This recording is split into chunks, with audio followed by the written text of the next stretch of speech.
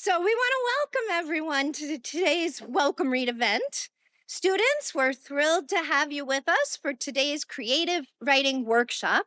And we are especially thrilled to have with us poet Kimberly Nguyen, who will share her work and lead the workshop. Special thanks to the Kupferberg Holocaust Center for funding this series. And we are grateful as well for the co sponsorship of the Creative Writing Club and the Humanities Academy. So, a little bit about Kimberly. Kimberly was born in Omaha, Nebraska, to Vietnamese refugees. Her parents met at a refugee detention center in Cambodia and eventually relocated to Nebraska, where Kimberly grew up. She's a 2019 graduate of Vassar College in New York. And in just a few short years, her list of accomplishments are very impressive. She is the recipient of an Emerging Voices Fellowship from PEN America, a Poetry Coalition Fellowship from the Academy of American Poets, and numerous other writing awards, including winning Best of the Net in 2023 and a Jack McCaffrey Book Prize in 2022. Her latest collection, Here I Am, Burn Me, came out in October 2022 with Right Bloody Publishing and was briefly a #1 bestseller in Asian American poetry on Amazon in March 2023, following a viral tweet that gained international attention. So,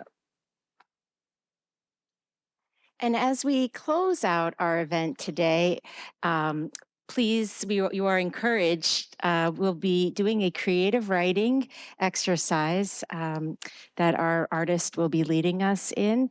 And all students will have a chance to share in an open mic. And we encourage you all to share. And if anybody else who's here who'd like to share, if you're running the event or teaching, you're also welcome to share. We'd love to hear from each of you. Participants will receive an author-signed copy of The Gangster We Are All Looking For. Also, please consider submitting your creative writing to Collective. We will have a QR code for the attendance and for submitting to the journal. We will be publishing in December, and so that deadline is coming up at the end of October. Thank you for allowing us to read your work. Now let's give Kimberly Nguyen a very warm welcome.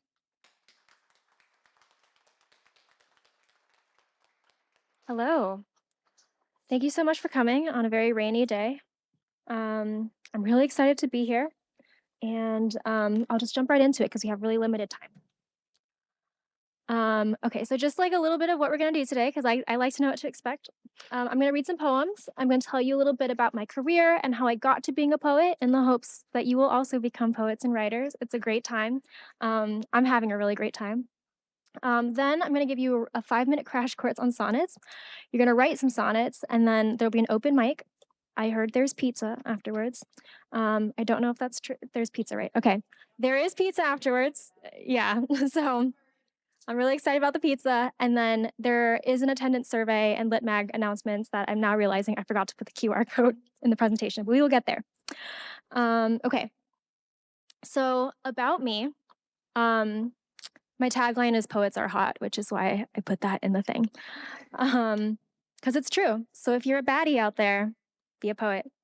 Okay. I was born and raised in Omaha, Nebraska, and I loved living in Omaha, Nebraska. It's very quiet. There's cows everywhere. And it was just like kind of the perfect environment for me. But I really wanted to do literature. I wanted to kind of find more artsy people like me. So I went to a small liberal arts college upstate in Poughkeepsie called Vassar College, and I majored in English literature and Russian studies. The Russian was an accident. But I read a lot of poetry in Russian. I read a lot of poetry in English. And while I was there, everyone told me that I was going to be unemployed and that I had a useless major. And they're like, why are you doing this very silly English major? But that is untrue because now I'm overemployed and I'm suffering. So just a little bit about how I got to be a poet. I never thought that I would do this. Like when I was in undergrad, when I was in college, I took creative writing classes because they were fun and I really enjoyed it. But what being a writer was as a career was kind of a mystery to me. And so I really thought that I was going to graduate with an English degree. My first job was in private equity. I thought I was going to be an investment banker. I thought I was going to work in finance. Luckily, I'm terrible at math. So they and spreadsheets. I can't use Excel at all. And they used a lot of Excel. So I was like, I'm really bad at this job, and that's okay. So I had my senior thesis, my senior creative thesis. I wrote my first poetry collection as my senior creative thesis, and I was like, nobody is ever going to publish my senior creative thesis. No one's ever going to do it. And so I self published it on Amazon just because I'd finished it. I was really proud of it. And I was like, I'm just going to self publish this for my friends and my family. And then I'm going to like keep doing this private equity, investment banking, finance track. Then pandemic happened. And people literally had nothing better to do than to buy my senior thesis on Amazon. And people read it, and I got a lot of DMs about how people felt like they really connected to it. And I was like, oh, I feel like maybe I'm kind of good at this. So I'm just gonna keep writing, keep trying to publish, keep doing this thing just for fun, right? I eventually got a fellowship for Emerging Voices Pen America. They do it every year. If you're interested in the Emerging Voices program, talk to me afterwards. It's very work school friendly. I think they still give you like cash in order to just like work on a project to develop your business acumen. Because like writing, unfortunately, is a business. It's capitalism. So I did that, and I got to meet Seth Meyers while I was a Pen America Fellow, because they do the Pen America Literary Awards every single year. And he was hosting that year. And yeah, I'm holding a gin and tonic. And actually, I don't know, are we of age yet? No? Yes? Okay. I watched them make this gin and tonic at the party. And the gin it was like 99% gin, and the tonic was a little like splash on the top. And against my better judgment, I drank it anyway. So by the time I got to Seth Meyers, I literally stick out my hands and I go, "Hi, I'm Kimberly, and someday you will be presenting an award to me." And I really hope he doesn't remember that I said that. But that's just a little funny story about how I met Seth Meyers. Okay. While I was doing a fellowship, I was working on this manuscript. And I have a meme from The Simpsons, and it was maybe the last day before the Jack McCarthy Book Prize at my publisher closed, and I really barely had the manuscript together. I maybe only had like 20 poems. It was not finished, and I had no plans or concrete plans to actually be able to complete it. And I just really took it and I like flung it at my publisher, and I was like, "Here we go, hoping for the best." I won the book prize, which was awesome. And in the meantime, I'd left the private equity job. I was now working at Citibank as a digital like copywriter, a UX writer at Citibank. And so I did a book launch in New York. I got to go on book tour, and then the book was kind of flopping though. Like peddling your book out on the streets is one of the hardest things that you have to do as a writer, and it's really embarrassing. It's very humbling. But what happened was at the end of I think 2022, they passed the salary transparency law in New York, so you can actually see how much people are going to get paid when you apply for a job. And I got hired at Citibank before they passed that law, and so they posted a position for another person on my team for like 90K, 32 to 90K more than I was making. So I wrote a really silly little tweet about it. And at the time, I only had like 2,000 followers. They were all poets, they were all nerds. And I just thought that like they were going to pat me on the head and it was going to be a good day. And then I was going to move on. Unfortunately, the internet got really secondhand upset for me. And the tweet went super viral, and the Associated Press called me the next day and they said, "We're going to call your job for comment." Which I was like, why would you do that? And people started to pity buy my book, which is why it like popped up in the charts for a hot second. But because people had discovered my writing kind of in this way, I got to do like all of these really cool events, and I got to really like complete my book tour. So just like highlights from the book tour. I taught a workshop at the University of Maryland College Park. My poem was printed on cloth and hung at an art museum in Bratislava. And then I got to do an international book tour. I went to Spain and I lectured at 2 universities in Spain. The top corner here, I got to go to a high school in Vietnam. And then the bottom corner here is I got to shadow an all women's team um, in Vietnam that clears out like bombs that are left over from the war. Um, and that was really awesome. And I got to write a poem about that. And it's on their website to this day. Um, at this point, I'd also moved jobs to JP Morgan Chase. That ended up sucking major time. If JP Morgan Chase comes knocking on your door recruiting for you, cannot recommend. Please do not work there. You'll cry every day. um, but we can also talk about that too if you have career questions. But like the TLDR is just being a poet and kind of like, meandering through your career is never linear and it's not predictable. And I never imagined when I started doing this that I would, be here at Queensborough Community College today, being able to give a lecture and also like have a really fulfilling, normal career, corporate career. But it's really rewarding and it's really fun. And I get to be so unserious and I get to have fun. So I really hope you guys join me on the dark side and also become writers and poets. Because if AI is coming for your job anyway, you might as well be doing something fun. Okay, so I'll read some poems now because that's what I'm here to do. Um, I think I have a little bit of time. Does anybody have any questions? Well, I kind of want to know what Seth Meyers said back. He kind of just laughed at me. He was like, "Oh, okay." And I was like, this is so unfair. I also like the next morning when I realized I said that, I was like, oh, that was maybe not what I should say to Seth Meyers, but you know, Great, it felt good. Thank you for sharing that. It's bold. it is bold. And I'm a bold person by accident, never on purpose. Okay, I'm going to read some poems for a new book. Here I am. I guess it's not new anymore, but from the latest book, Here I Am, Burn Me. Um, and I'll kind of give a little intro to each of the poems, just so you can have an idea of like what I was like thinking about and what I wanted to do with the poems. Because I think sometimes, your intentions and then what you end up executing are a little bit different. I have a poem in the book called No, Where Are You Really From? And it was actually originally published in a literary magazine under a different title because the literary editor was like, we love the poem, but we hate the title. And I was like, the title's kind of the point, actually. But I think when you're young and you're kind of budding in your career, you make a lot of concessions for these editors because you want to be published like so bad. You're like, I want to be published in the prestigious literary magazine. What do I know? So when the editor of the prestigious literary magazine says you have to change your title, then you change your title. But in publishing it in the book, I actually changed the title back. And it was supposed to be like a really snarky poem to know where are you really from? And as I started to write the poem, I think it really started to lose its snark.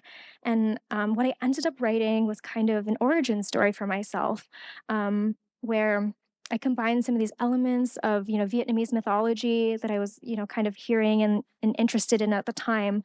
And it just became a so much more beautiful poem than simply like a snark poem. So this is No, Where Are You Really From? Because my father says, I came to him in a fever dream. That homesick, he closed his eyes and tasted Eden. His tongue split open, and from the folds, I emerged. In another version of the story, I am a reincarnation, an unfulfilled life, a raindrop that never reached the bottom of the mountain before the earth swallowed it. In an old myth, I am delivered by either the waves or the shore, depending on the translation. But in the true version of the story, I was salt. I would know, I was there, I remember. I calcified into bone. I became the rib of a fish that my father caught and brought to my mother, that my mother cooked and set out for dinner. Midway through the meal, I caught in her throat. Before I was bone, before I was salt, I was an ion waiting to get caught somewhere. Aren't we all waiting to get caught somewhere? My mother coughed and coughed. A swallowed bone passes from this iteration to the next. In one final hack, she expelled me, pulled me out, put me down. The next poem I'm going to read, um, I feel like during pandemic, I had to have a lot of difficult conversations with my parents. And one of them was trying to explain the Black Lives Matter protests to my parents. They're generally, I think, as people, pacifists. They would never riot for anything. Um, and I was trying to explain to them like why people were so angry. And so I asked my dad in the car as we were driving to drop my sister off for college. I said, "Okay, Dad, if um if tomorrow like the police killed me, don't you think you would riot?" And he said, "No." And I said, "Okay, well, how about the next day? The police come, they also kill my sister. I have three sisters. My middle sister. Maybe with two children dead, would you riot then?" And he goes, "No." And I said, "Okay, third day, the police come, take your last child. Don't you think with all three of your children dead, you would riot then?" And he said, "No." Um, which was really sad. I was like, my dad doesn't love me. Um, and that's okay. Um, but I think it was just interesting kind of thinking through why. Um, my dad said the thing that he said. And also just thinking through his relationship with grief. Growing up in wartime, his brother was killed in Cambodia. And so I wrote a poem called "My Father Says He Wouldn't Riot If the Police Killed Me," in an attempt at just empathy and understanding for where he's coming from. So this is "My Father Says He Wouldn't Riot If the Police Killed Me." Grief, a word I'm not sure exists in my mother tongue. When his mother died, my father's words did too. And I understood then that this is how we understand grief: a cavity in the mouth with no syllables, teeth floating in saliva, no destination, no lighthouse survives here. The easy answer is that my father is racist. He believes that death can never arrive early, that death is a doorbell you ring yourself. And I could accept this and get out of the car before he drives us both down this road, winding us into wreckage. But the hard answer is that my father doesn't know what it means to grieve. A lifetime of losses erodes their significance. But I, born a grievance, am the inheritor of each loss. All I am is sorrow and sorry. I break the cycle and take the wheel. Father, if you lose me, throw every brick that builds our house. In this country, we are all brown bodies bleeding in the street. Our blood burns if you ignite it. I know I cannot say this in a language you understand, but I am your grief that can only be known in silence. But what is grief that doesn't split the sky open and flood the whole earth? What is grief but two tectonic plates protesting as they break apart? Does the earth not crumble? Does the land not fall into the sea? Father, this is grief. The way a destination is the difference between ship and driftwood. Father, if you lose me, will you not cross the sea to find me?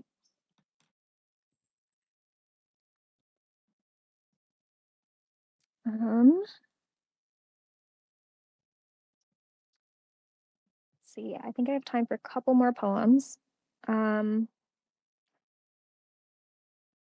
I was thinking about the murders that happened in Georgia, where a man went and I think he went into to spas and nail salons, and I think he ended up killing six Korean women. Um, and I was really disturbed, I think, by the way the media was reporting on how, on his crime. And I think I was really disturbed by the passive voice, Six Women Are Murdered. Um, and so the title of the poem is actually Six Women Are Murdered, crossed out, and then a correction to Man Murders Six Women. Um, and I think there's a lot of discussion in general about the use of our passive voice and how um, it deflects responsibility um, from people, their actions, their beliefs. And so I wrote a poem kind of reflecting on that. So this is Six Women Are Murdered, crossed out, Man Murder Six Women. Tell me a story I haven't heard before. My mother has told me this one. In all her stories, a warning. A woman always dies, and that woman is always me. She cleaves a duck apart for congee, splits its breastbone down the middle, says, "We are human. We kill everything we do not know until we know it, until we are no longer afraid of the dead." Once I pinned a frog open on a metal tray looking for its heart, and for weeks I could not stop smelling the formaldehyde on my hands.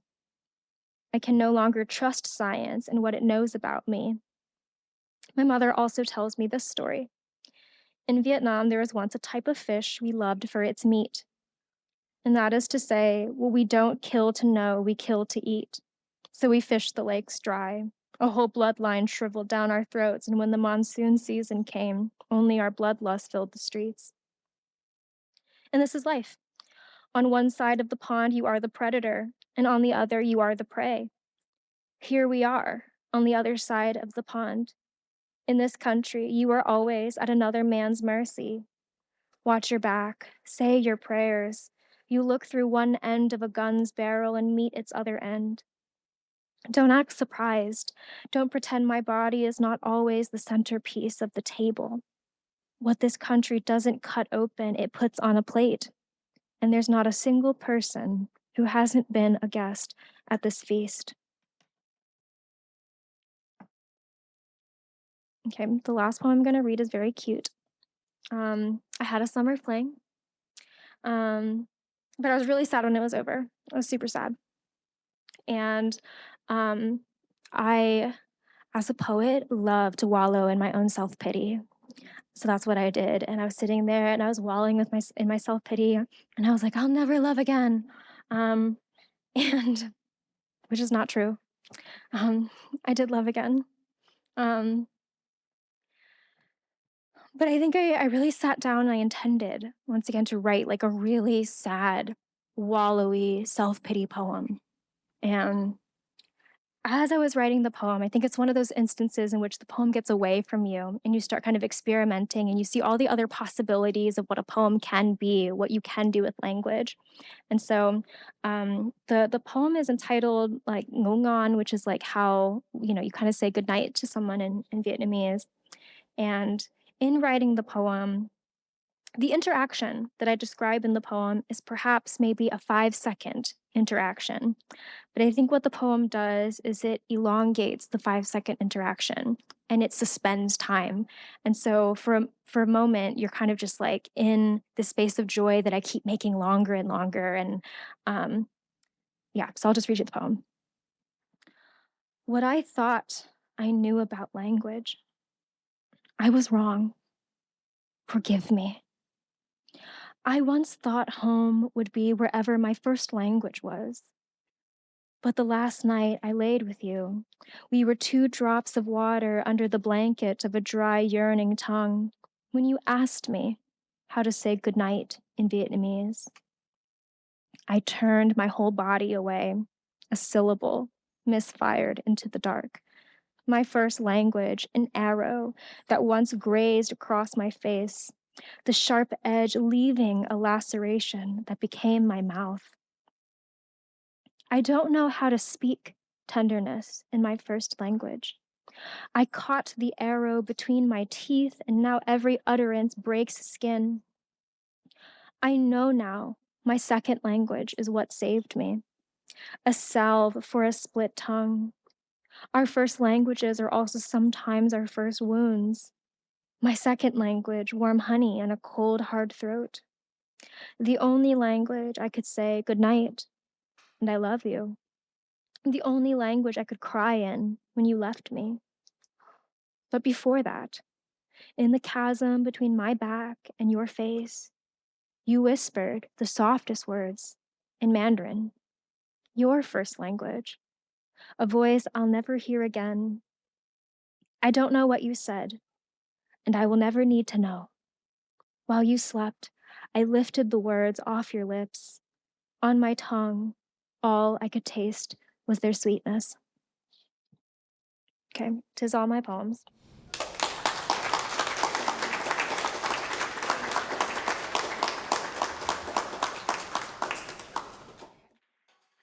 Um, I'm gonna do a 5-minute crash course on sonnets. I don't want anybody to be sleeping on sonnets. Um, I think when I was younger and I like had to study the Shakespearean sonnet, and I had to like memorize some of them, I was like, this is the worst poetic form ever. And I'm really glad we moved away from them. But I find myself in as being older, returning to the sonnet form, because I think that American poets are doing really cool things with sonnets. And so before we get into that, we're going to just do a really brief crash course on the history of the sonnet.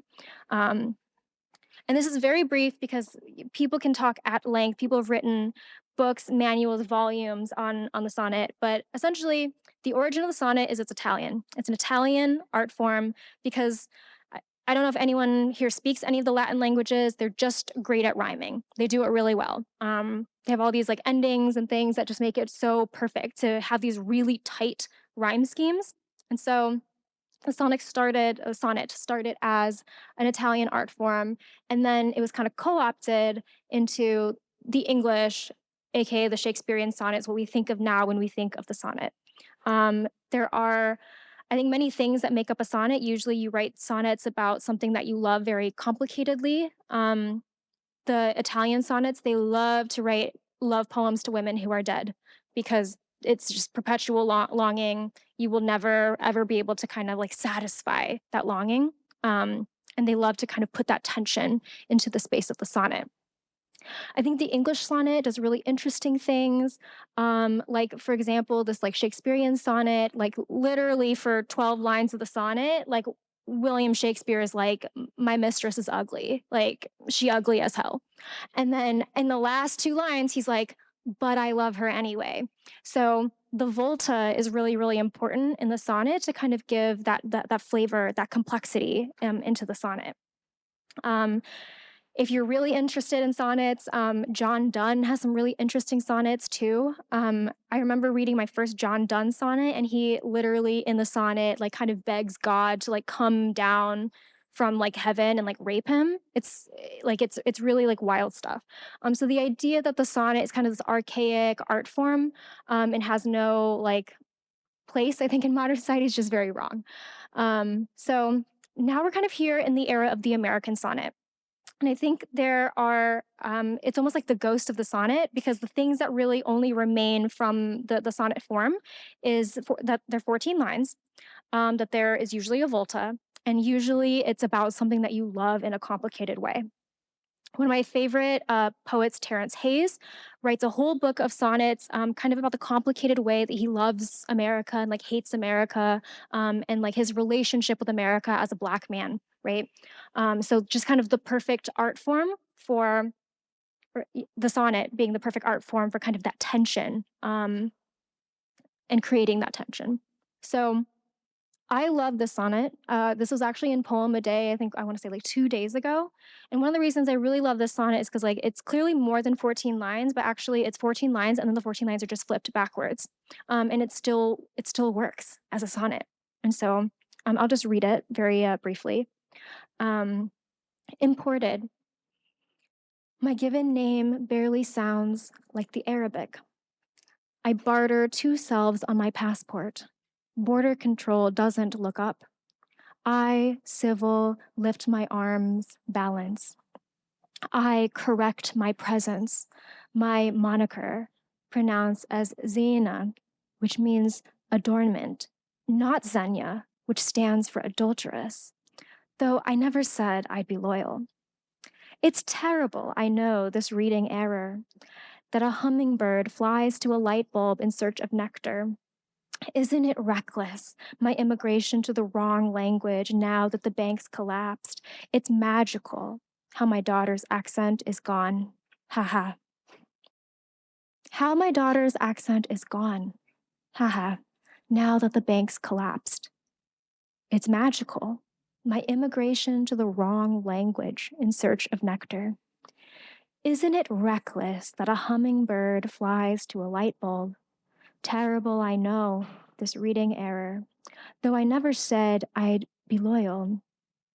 It's not Xenia, which stands for adulteress, pronounced as Zaina, which means adornment.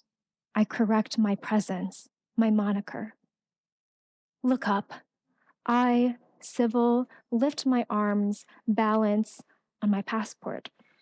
Border control doesn't like the Arabic I barter. Two selves imported. My given name barely sounds.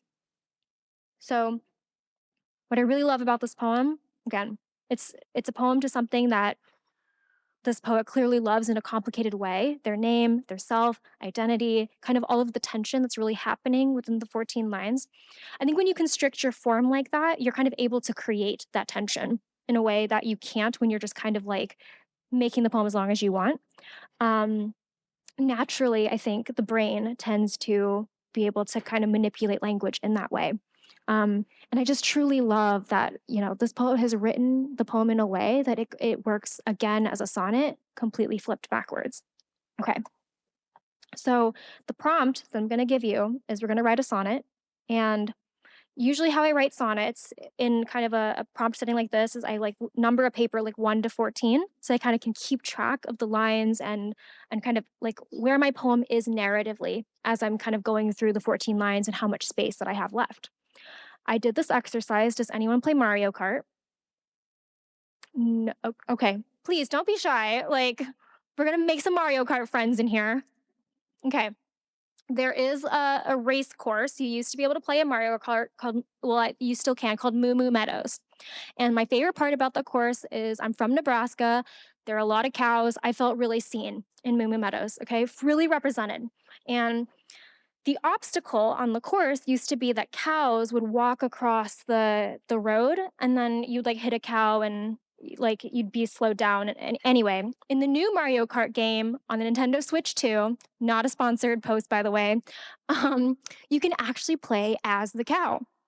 And so I love this cow. Like the cow truly, like I said, I think represents me. I feel really seen in this Mario Kart game. And I started to kind of think about my relationship to this cow, why I think it makes me feel seen, and started to write a sonnet to Mario Kart Cow. This is also let you know that your sonnet doesn't have to be serious. If you like are super in love with like the Burger King chicken fries, please by all means write your sonnet to Burger King chicken fries. The only thing that you really have to have is 14 lines, kind of a complicated tension in your poem, which usually happens in the volta. Okay, so I started to write it. You left your home once, and now you return to hit your family with a car. Those grazers, that meadow, now just a place you pass through on your way to Rainbow Road. Who cares that your hooves can't grip the steering wheel? Jesus, take the wheel. You heard cow jumped over the moon and were the only one to run towards the chance to fly. Then you'll notice there is a gap where I did the numbering because I did not finish the poem, but I knew that the poem wanted to end on the world ruins, childhood's green pastures. You saw stars once and now you can't look away. And originally I was going to go back in and finish the poem, but then I realized kind of in this like empty space is where I think people can imagine like what needs to happen narratively to get from the beginning, like 6 or 7 lines, to kind of this like ending. And I thought that was a much more creative process, which is all to say you don't have to finish your sonnet today. You can kind of just outline your sonnet and then jot down your ideas, know where you want it to begin, where you want it to end. You can fill out the rest of it later. So the prompt really is anything that you love in a complicated, uncomplicated way. and then 14 lines sonnet. Any questions, comments, concerns? Are we feeling inspired by Cal? Can you explain the volta? Okay, yes. Okay. The volta is kind of the volta literally means turn. And if we go back to the Shakespearean sonnet, the volta happens in the last two lines, right? Because he's kind of the same vibes, the first 12 lines, right? Like he's just going on and on and on about how his mistress is like really ugly. And he's like literally like, if snow be white, why then her breasts are not? Like I have seen roses, red and white, but no roses see I in her cheeks. So he's literally on and on about like her being ugly. And then in the last two lines, it's kind of like bam, surprise. The complicated thing is like she's ugly, but I love her to death anyway. Um, I find that in the stand-up sonnet, the volta happens kind of in the middle a little bit more in the first like sonnet, and then in the second part like it happens very clearly in like the last four lines, like look up I civil lift my arms balance. And it just kind of adds this turn where you're like you're on the same road for like most of the sonnet, and then all of a sudden you're like wait a minute, I just brought in this like new idea, this like new spice that's really like turning up the tension and the complicated nature of the poem. Does that make sense? That was like the most horrible like explanation of the Volta ever. But any other questions, comments, concerns? Okay. I will just maybe like 10 minutes, a 10-minute timer. Yeah, So sure. everybody can open up these notebooks.